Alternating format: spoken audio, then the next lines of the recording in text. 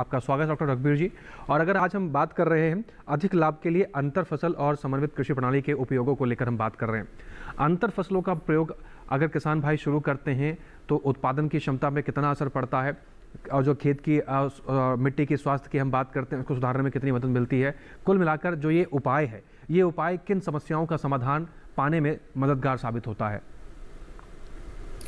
जो हमारा उत्तर भारत है इसमें मुख्यतः 3 फसलें हैं, जो हमारी धान, गेहूं और गन्ना। इसका लगातार किसान भाई लगा रहे हैं, उसकी वजह से काफी दुष्परिणाम भी देखने को मिल रहे हैं। लगातार किसानों का खर्चा बढ़ रहा है, जमीन की उत्पादकता घट रही है। इसी को ध्यान में रखते हुए अंतः फसल पर काम किया गया। अंतः फसल मुख्यतः जो फसलें ज्यादा दूरी पे लगी होती है, जैसे मक्का है, गन्ना है, कॉटन है, इनके बीच में हम अंतः फसल ले सकते हैं। और अंतः फसल लेने का किसानों को लाभ ये मिलता है कि अंतः फसल जो होती है, एक तो मुख्य फसल पे जो रोग और कीट आते हैं उनको अपनी तरफ आकर्षित कर लेती है, तो मुख्य फसल से रोग और कीट का प्रभाव कम होता है।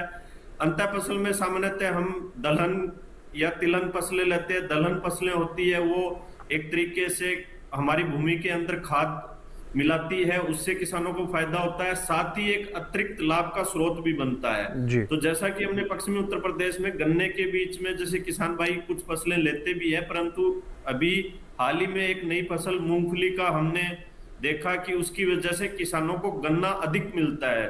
10% तक गन्ना अधिक मिला है, और जो अतिरिक्त लाभ मूंगफली से मिला वो तो अपनी जगह है। तो इस तरीके की अंतः फसलों का चयन करके किसान भाई लाभ उठा सकते हैं।